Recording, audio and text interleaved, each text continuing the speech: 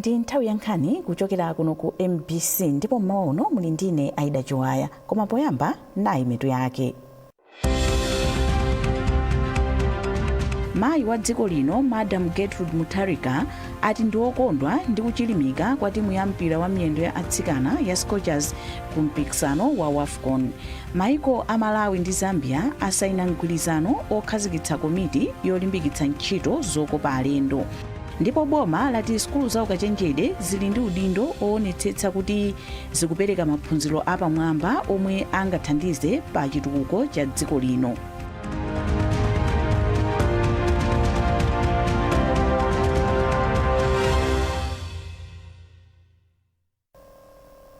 Takulandirani mu nkhani zathu.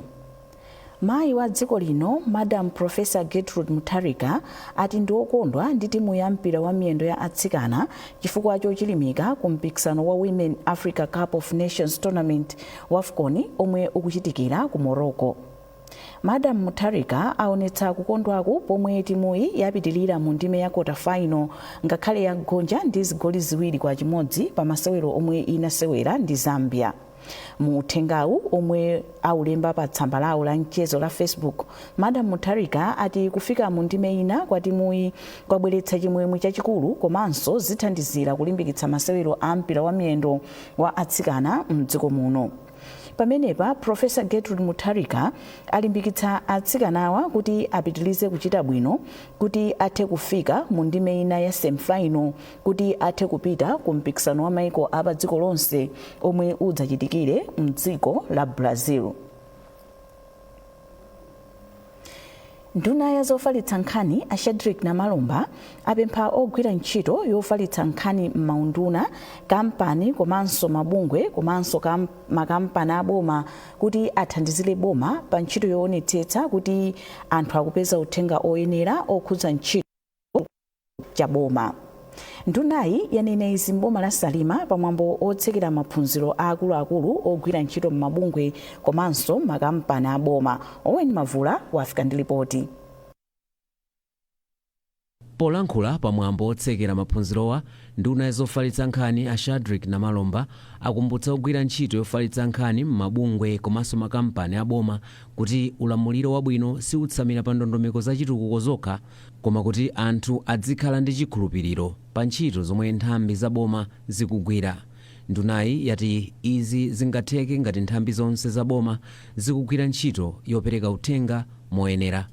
Namalomba ati munyengo ino yomwe mchitidwe ogawa uthenga wabodza wakula kwambiri ndikoyenera kuti ogwira ntchito zofalitsa nkhani ku nthambi za boma adzikhala ndi ukadaulo wabwino pa ntchito yawo. Popeza amene timakumana nawo pano ndi ameneno amakhala oyankhulira makampani aboma. Ndi ku makampani aboma konso tikufuna atenge masomphenya a president iwo, masomphenya oti boma likutumikira anthu, boma lindira anthu, boma a president anavotedwa ndi anthu akufuna kuti akatumikiridwe bwino. Ndi iwo akakhala kaya ndi kumera azidziwa ono kuti tikutumikira anthu. Ndi pakamachitika zinthu menepo asamachedwe kufotokozera anthu. Mmodzi mwa anthu omwe achita nawo maphunzirowa amasauko ngwaluko omwe ndi ofalitsa nkhani ku Roads Fund Administration ati maphunzirowa athandizira kwambiri kagwiridwe ntchito ka nthambi potumikira Malawi. Komati atidziwitsa ndikutikumbutsa kuti agenda imene ilipo ndi aboma, ntchito zimene timagwira ku mapalasteto ngati ife aku misewu ku Roads Fund Administration tikugwira ntchito yotumikira Malawi. Ndi atikumbutsa kuti ntchito zimenezi tionetsetse kuti zomwe tikuchita ndi zimene boma likufuna komanso chomwe Amalawi amene asankha zomwe akufuna ku boma ziwafikire. Boma lalimbikitsa ogwira ntchito zofalitsa nkhani m'maunduna komanso nthambi za boma kuti azame pa ntchito yawo kuti anthu adziwe ntchito za chitukuko chosiyanasiyana chomwe boma likuchita. Owen Mavula, MBC, Salima. Maiko a Malawi ndi Zambia asaina mgwirizano okhazikitsa komiti ya zokopa alendo yomwe ilimbikitse mgwirizano m'gawo la zokopa alendo pakati pa maiko awiriwa. Msonkhanowu omwe unachitika kuyambira pa 4 mpaka pa 6 August cholinga chake chinali kufuna kulimbikitsana pakagwiritsidwe ntchito kabwino kachilengedwe ndi chikhalidwe chomwe maikowa amagawana. Glory Chinyanga walemba ripoti ili lomwe akuwerenga ndi Beatrice Mwape. Polankhula pamwambo osayina mgwirizano ku Lilongwe, mlembi wamkulu ku nduna wa zokopa alendo mdziko muno Jean Munyenyembe anati komiti iyi ndiyofunika kwambiri poyendetsa ntchito yosintha mgwirizano wa zokopa alendo omwe maikowa anasayinirana mchaka cha 2018. Iwo anati komiti iyi ilimbikitsa mgwirizano pa nkhani zokopa alendo, kupanga zinthu zatsopano zokopa alendo, kusunga chikhalidwe ndi miyambo, kuteteza nyama zakutchire, komanso kuonetsetsa kuti anthu ogwira ntchitoyi akugwira mwaukadaulo. Zoonadi tinasayiniradi mgwirizano omwe tikumaucha MOU mu 2018 pakati pa Malawi ndi Zambia, komanso in particular pakati pa unduna wa zokopa alendo wa ku Zambia ndi ku Malawi. Mgwirizano umene omwe tinasayinira nawo uli ngati umapereka framework kapena chithunzithunzi cha kodi ntchito zitigwire bwanji mopanda kusendeka bwinobwino kuti kodi ndondomeko yake tiyendetsa motani. Ndiye ngakhale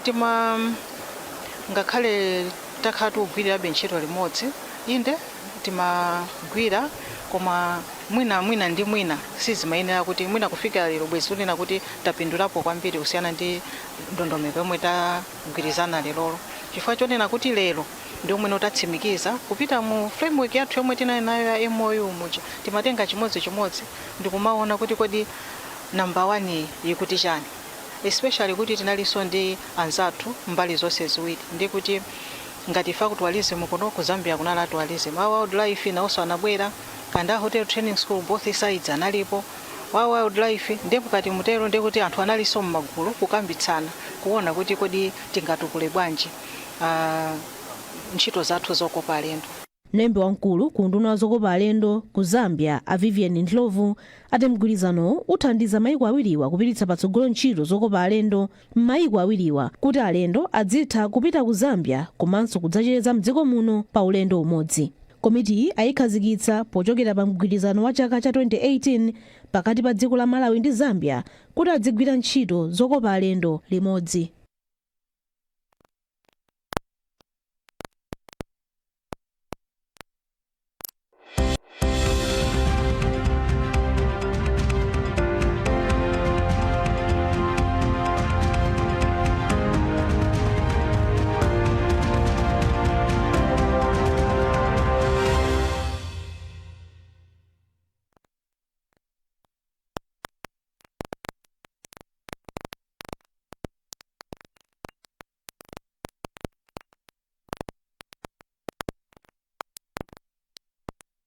Anaito ati katundu wabwino opangidwa mdziko muno angathandize Malawi kukweza ntchito za malonda maka potumiza katundu wambiri ku misika yakunja kuti dziko lino lipeze ndalama zambiri zakunja komanso kuthandiza pa chitukuko cha dziko. Anaito atsimikiziranso kudzipereka kwa dziko la Japan polimbikitsa makampani ambiri aku Japan kuti atsegule ntchito zosiyanasiyana za mafakitale mdziko muno kuphatikizapo za migodi. Iwo ati ntchitozi zithandizanso kulimbikitsa ubale pakati pa maiko awiriwa. Mawu ake mkulu wa Paramount Group of Companies Asantosh Kumar ati ubale wabwino pakati pa maiko awiriwa uthandizanso kuti makampani a mdziko muno apeze misika yabwino kunja kwa dziko.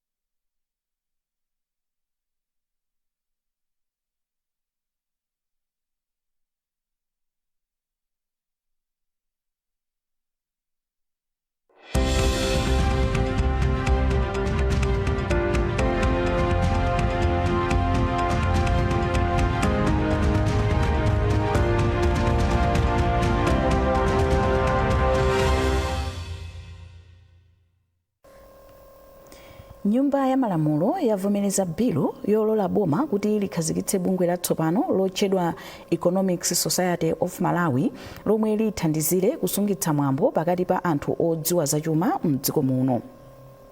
Popereka biluyo, nduna ya zachuma a Joseph Mwanamvekha yati kwa nthawi yayitali akatswiri odziwa zachuma anali pansi pa bungwe la Economics Association of Malawi ECAMA lomwe linalibe mphamvu m'malamulo a dziko lino. Choncho bungwe latsopanolo likhala ndi mphamvu. Isaac Jali wafika ndi ripoti. Lachinayi, nduna ya zachuma a Joseph Mwanamvekha inapereka bilu yomwe ikutchedwa kuti Economics Society of Malawi, ndipo cholinga cha bilu imeneyi ndicho kuti m'dziko muno mukhale bungwe la anthu amene adachita maphunziro oona zachuma ndi zinthu zina zachitukuko.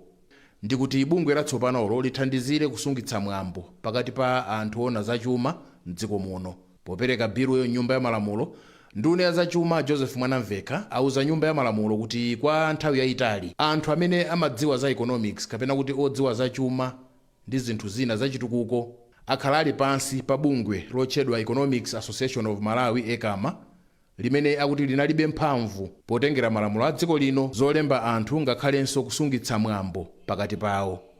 Bilu yokhuza limene tikupanga bungwe lomwe tikulitchula kuti ndi Economics Society of Malawi. Ndi bungwe akapana kuti ndi bode yomwe tapanga set up kuti lilitha kupereka upangiri kapena mwina kuonesesa kuti tikamati munthu ndi economist akhale ndi economist komanso pakhale multidiscipline komanso kuti makampani akamalemba economist azizwa kuti amene amulembayo agwiradi ntchito ya economist.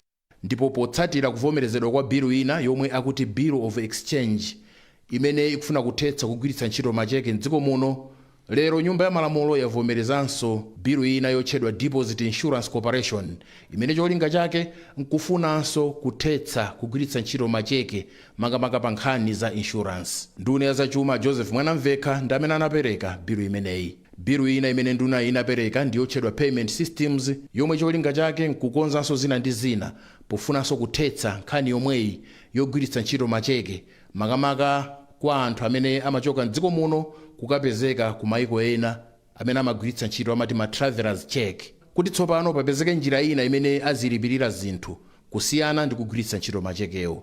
Popereka bilu yo Nyumba ya Malamulo a Joseph Mwanamvekha anati macheke akhala akugwiritsidwa ntchito molakwika, kotero kuti nthawi yakwana tsopano yoti anthu ayambe kugwiritsa ntchito njira zamakono potumiza kapena kulandira ndalama. Asosteni Gwengwe ndi wapampando wa komiti yona za chuma ku Nyumba ya Malamulo, ndipo nawo akuthirirapo ndemanga pa mabilu amene Nyumba ya Malamulo yavomereza.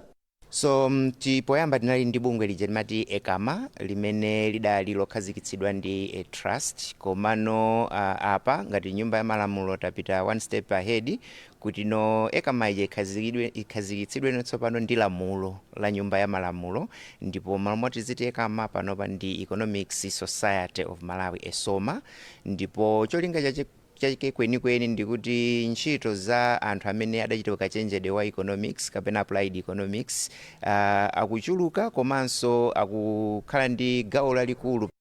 Aphunguwa ayambalekeza zokambirana zawo kufika lachisanu 9 koloko mmawa.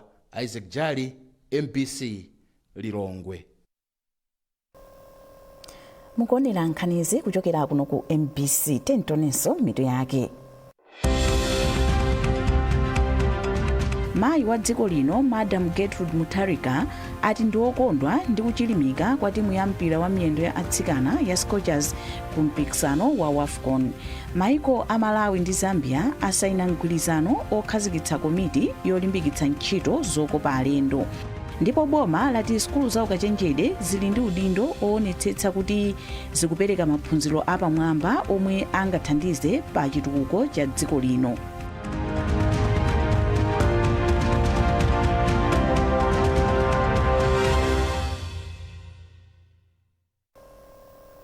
Takulandiraniso mu nkhani zathu. boma lati sukulu za ukachenjede zili ndi udindo oonetsetsa kuti zikupereka maphunziro apamwamba omwe ali ndi kuthekera kokweza ntchito za chitukuko mdziko muno. Nduna za maphunziro a Bright Msaka SC ndi omwe alankhula izi pamwambo opereka ma certificate, ma diploma ndi ma degree ku sukulu ya ukachenjede ya MUST m'boma la Tcholo. Kumbukani Phiri ali ndi zambiri mu ripoti ili. Sukulu ya ukachenjede ya Malawi University of Science and Technology MUST unali ndi mwambo wachi namba 7 opereka ma certificate, ma diploma komanso ma degree. Ophunzira okwana 760 ndi omwe alandira ma certificate, ma diploma komanso ma degree. Polankhula pamene anakhala nawo pamwambowu, nduna za maphunziro a Bright Msaka SC anati boma layika chidwi chachikulu pa maphunziro mdziko muno pofuna kukwaniritsa malingaliro a chitukuko omwe ali mu ndondomeko ya Malawi 2063. Iwo anati boma lipitiriza kuthandiza sukulu za ukachenjede mdziko muno kuti zikwaniritse malingaliro awo opereka maphunziro apamwamba mdziko muno.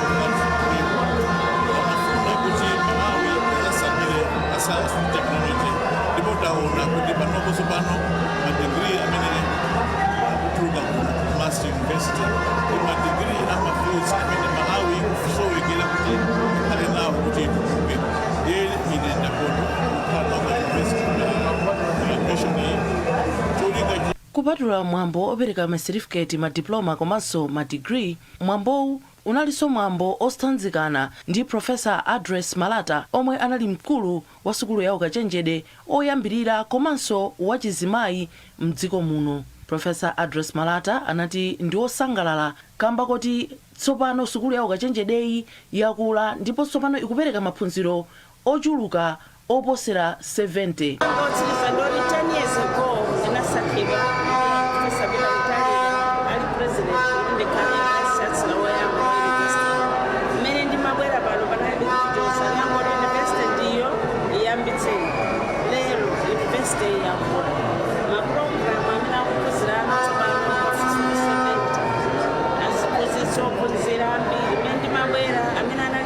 PhD udokora anali bufulu lero kuli chikulu komanso university lero yakulitsa anthu ophunzira kwambiri pa ulingo umene wa PhD pachitika zambiri pa MUST.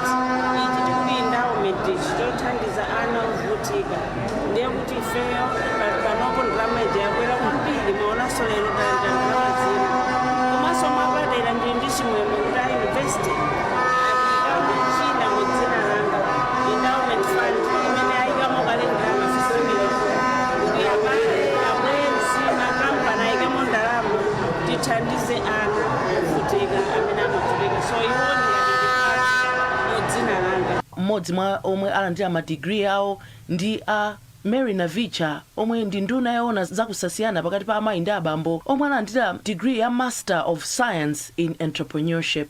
Kwa nthawi yoyamba sukulu ya ukachenjede ya MUST yaperekanso degree ya PhD kwa ophunzira awiri, mmodzi mwa iwo Amayamiko Nkoloma, mkulu wa bungwe la MACRA. Kumbukani Phiri, MBC, Tcholo. Magulu a banki nkhonde oposa 400 m'maboma a Nsanje, Chikwawa ndi Mulanje ntchito zawo zikupita patsogolo kamba ka ndalama zomwe analandira kudzera ku ndondomeko ya chitetezo cha anthu yomwe ayitchula kuti SP Gear.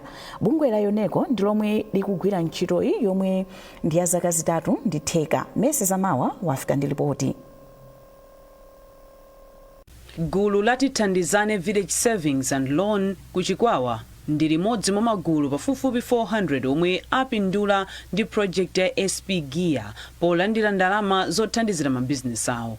Ndalamazi cholinga chake ndi kuthandizira magulu ngati awa kukula pachuma komanso kuti athe kukulitsa mabizinesi awo. Tithandizane ndi limodzi mwa magulu omwe agwiritsa ntchito ndalamazi kukulitsa bizinesi yawo. Padakali pano gululi likuweta nkhuku zachikuda. Wapampando wa gululi a Ben Smile akufotokoza. Miyoyo yathu yasintha chifukwa tinali m'musi, tinali nkhuku zochepa, panopo takawonjezera bizinesi yathu ya nkhuku ija yapitabe pasogolo kuti kumene kubweraku tithatso kusintha bizinesi yoweta nkhuku kupita pa bizinesi yoweta mbuzi ndi kumaweta komanso kumagulitsa nkhuku mbuzizo. Bungwe la Yoneko likugwira ntchito ya ndondomekoyi pothandiza boma pa ntchito yolimbikitsa chitetezo cha anthu ndi kupititsa patsogolo chuma chawo. So anthu amene wawa akulandira nawo ndalama pang'ono imene ndi seed capital yoti wathandize kuti iwowo akatukule mabizinesi awo amene akuchita. Izi zidzathandiza kunena kuti ntchito imene tikugwira ya mtukula pa khomo izapitirire titachosa kuti anthu azilandira mtukula pa khomo. Chifukwa anzathu azatipasa mpaka liti.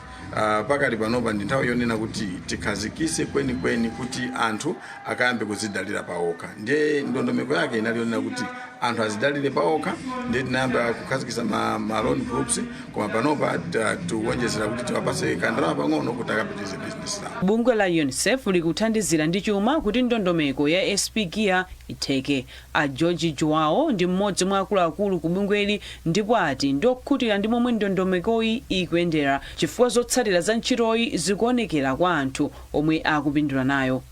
Pakali pano timadzaona magulu obwereketsa ndi kusungitsa ndalama komanso azimayi amene akupanga mabizinesi osiyanasiyana amene tilapatsa mpamba kuti akhoze kutukula bizinesi yawo. Kunoko kuchikwawa tapereka mpamba umenewo kwa magulu osungitsa ndi kubwereketsa ndalama okwana 300 komanso azimayi amene akupanga mabizinesi paokha okwana 450. Ndalama zimene tapereka ndi about 500 million kwacha.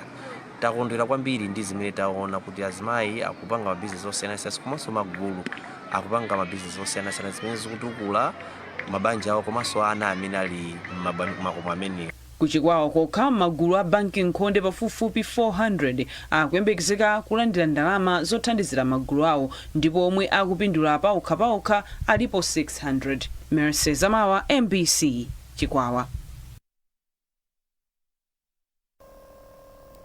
Azimayi mdziko muno awalimbikitsa kutenga nawo gawo pa msonkhano wa mapemphero a amayi womwe wakonzedwa ndi bungwe la Deborah Women Ministry pofuna kubweretsa pamodzi amayi mapemphero opempherera dziko la Malawi, mabanja komanso mibado ya mtsogolo. Zambiri mulipoti ili lomwe walemba ndi Glory Chinyanga. Poyankhula pa msonkhano wa atolankhani ku Lilongwe, Mbusa Mary Mulenga Harawa yemwe anayambitsa utumiki wa Deborah Women Ministries ochokera mdziko la Zambia anafotokoza kuti cholinga chachikulu cha msonkhanowu ndi kupempherera dziko la Malawi pansi pa mutu woti kusunga mbadwo. Iwo anati msonkhanowu cholinga chake ndi kupereka danga kuti amayi athe kupempherera dziko lino, ntchito zawo za utumiki, mabanja, thanzi komanso kupambana pa zinthu zosiyanasiyana pa moyo wawo. Mbusa Mary Mulenga Harawa akufotokoza. Imwe muzabuwa kumana na Mulungu.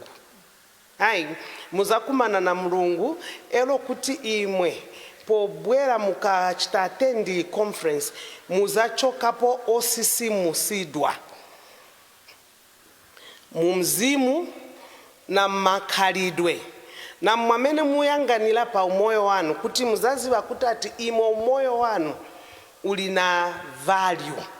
Muzankhala munthu wakuti muzamba kusevenza na vamene musevenzerapo muzaviona kuti vibereka vipaso. Mtsogoleri wa bungwe la Beauty and the Glory of God Ministries ku Malawi, mneneri Chimwemwe Kaluwa, anafotokoza kuti ndi udindo wa amayi kupempherera dziko lino kuti likhale lotetezeka.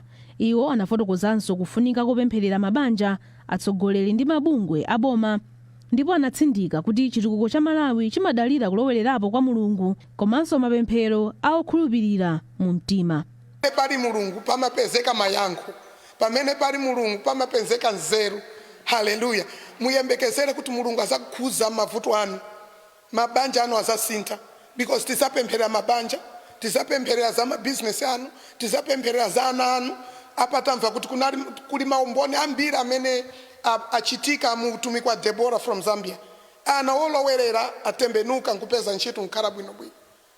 Odwala azachiritsidwa. Amen. Opanda ma business muzaphunzire kuti kodi mungapeze bwanji capital yakuti muyambire mabizinesi anu. Ndikukhulupirira kuti sipazakhalanso wamphamvu m'Malawi. msonkhanowu uchitika loweruka pa 8 August 2026 ku Lilongwe. Munkhani za masewero. Mphunzitsi wa timu ya dziko lino ya mpira wa miyendo wa atsikana ya Scorchers Love Mofazili wati kufika ndime ya quarter final ku mpikisano wa maiko amuno mu Africa wa WAFCON ndi chinthu chapamwamba kwambiri. Malawi yafika ndimeyi ngakhale inagonja ndi Zambia ndi zigoli ziwiri kwa chimodzi. Iyo yamaliza pamwamba pa gulu C potengera zigoli poti Zambia ndi Nigeria nawonso amaliza ndi mapointi 5-1. Aka ndikoyamba kuti Scorchers isewere ku mpikisanowu zomwe zakondweretsa Fazili poti ambiri sanayembekezere. Fazili wayamika bungwe loyendetsa masewero wa mdziko muno la FAM kamba koyikonzekeretsa bwino timuyi.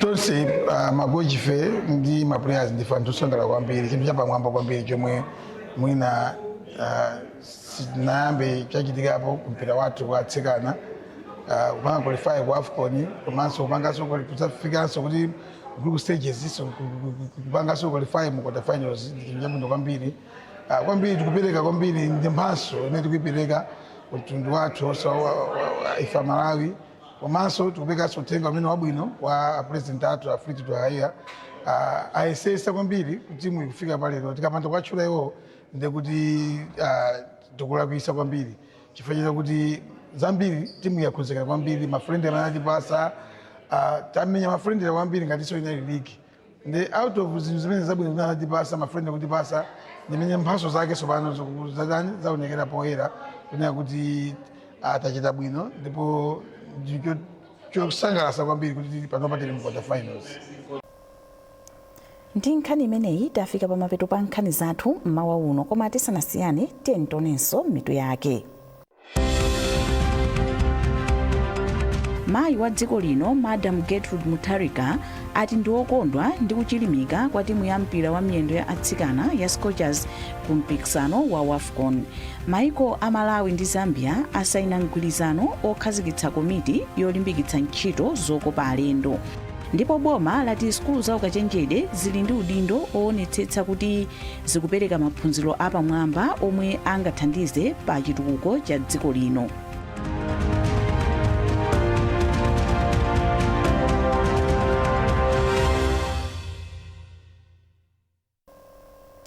Pezani nkhanizi ndi zina zambiri popita pa mbc.mw kapena MBC Digital pa Facebook, Instagram komanso X.